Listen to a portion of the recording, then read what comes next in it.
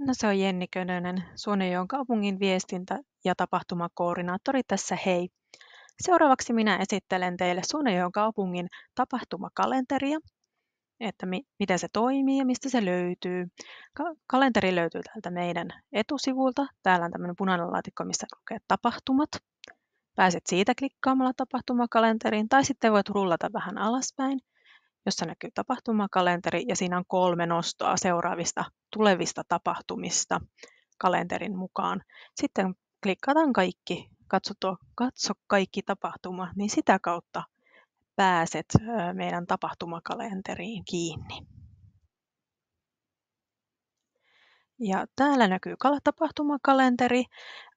Pystyt täältä suodattamaan meidän että jos haluat vaikka etsiä mitä tapahtumia on esimerkiksi ikäihmisille, niin painat kohtaa ikäihmiset, jolloin kalenteri näyttää sitten sen mukaan, mitä meidän tapahtumatuottajat on tänne ilmoittaneet, että mitkä on ikäihmisille sopivia tapahtuvia.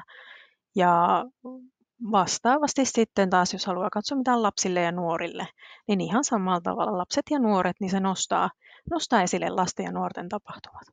Mutta kaikki tapahtumat kohtaan tulee ihan kaikki näkyviin. Ja täällä näkyy luettelo tapahtumista. Ja jos joku tapahtuma kiinnostaa eniten, niin klikkaa täältä otsikosta, jolloin näet tarkemmat tiedot. Saat esille tämän tapahtuman sivun. Täällä näkyy otsikko, tapahtuman aika sekä tapahtuman paikka ja kuvaus, mitä tapahtumatuottaja on halunnut kertoa tapahtumasta. Tämmöinen vaakakuva on paras mahdollinen. Se asettuu tänne oikein hyvin. Muutkin kuvat tosiaan täällä näkyvät, mutta tämmöinen vaakakuva, niin se asettuu tänne kaikkein parhaiten.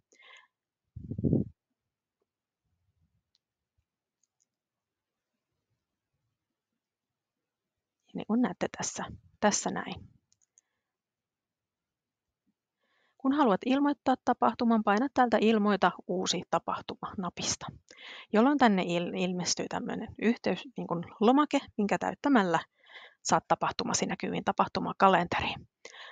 Jätä yhteystietosi, että voimme viestinnästä olla sinun yhteyksissä, jos huomaamme tapahtumassa olevan jotain hassua tai haluamme varmistaa, että oletko juuri tarkoittanut tätä, mitä olet tänne jättämässä. Ja sitten tapahtumalle nimi ja tapahtumalle kuvaus. Eli voit kertoa, että mitä on tulossa ja minkälaista tapahtuma on tulossa ja onko esimerkiksi tapahtuma maksuton, onko sinne pääsymaksu, milloin se on, missä se on, tarviiko ottaa jotain mukaan, pitääkö ilmoittautua etukäteen. Muista ilmoittaa kaikki tällaiset asiat tänne kuvaukseen. Ja alkamispäivämäärä ja loppumispäivämäärä, että molemmat pitää olla, vaikka olisikin, että alkaa ja loppuu samana päivänä.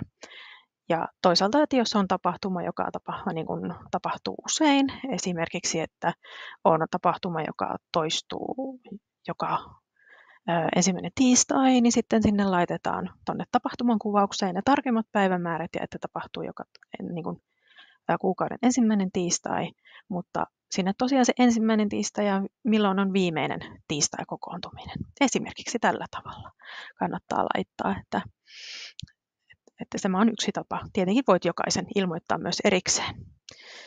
Sitten voit tänne laittaa sijainti. Suosittelen, että täällä lukee ihan osoite, mihin osoitteeseen ihmisten pitää mennä, niin se helpottaa, varsinkin jos pitää Googlesta katsoa, että missä se paikka on. Sitten täältä voit klikata tosiaan näitä tapahtumakategorioita, että mitkä on niin tapahtumalle sopivia, ja tosiaan voit klikata useamman, eli ei tarvitse pelkkää yhtä, jos koet, että mahdollisesti nämä kaikki sopivat siihen kategoriaan. Ja kuva, niin tänne lisätään kuvaa. Täällä lukee selkeät ohjeet, JPG, PNG käy oikein hyvin. Ja tosiaan muodolla ei sille väliä, me hyväksytään kaikki. Vaakakuva on tietenkin se paras mahdollinen, mutta jos on juliste tai Instagram-kuva ja näin, niin kyllä sitä voi käyttää, että ei tarvitse tätä varten tehdä uutta. Ja siinä vaiheessa, kun olet tyytyväinen tähän, niin laitat sieltä lopusta, painat lähetä. Ja tosiaan tapahtumien julkaisussa voi olla 1-3 työpäivän viive. koska me viestinnän tiimistä katsomme, että onko tämä niin kuin tässä ilmoituksessa kaikki tärkeät asiat, mitä pitää olla.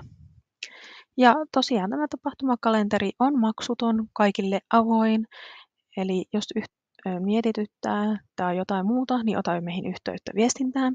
Jos haluat muokata ilmoitusta tai se pitää poistaa, että esimerkiksi tapahtuma perutaan, niin ole silloin yhteydessä, että voit laittaa sähköpostia viestintä@suonenjoki.fi, niin me teemme silloin tarvittavat muutokset ja esimerkiksi poistamme tapahtuman täältä kalenterista, jos sille tulee syy tehdä tällä tavalla. Ja jos tulee jotain kysyttävää, niin viestinnän tiimi auttaa, olkaa vaan rohkeasti yhteydessä. Me toivomme, että laitatte ilmoitukset hyvissä ajoin, että ihmiset kerkiävät vähän asennoitua, että tällainen juttu on tulossa. Ja on aivan mahtavaa, että olette järjestämässä tapahtumia suonenjokelaisten iloksi. Jenni kiittää ja kuittaa ja auttaa tarvittaessa. Hei hei!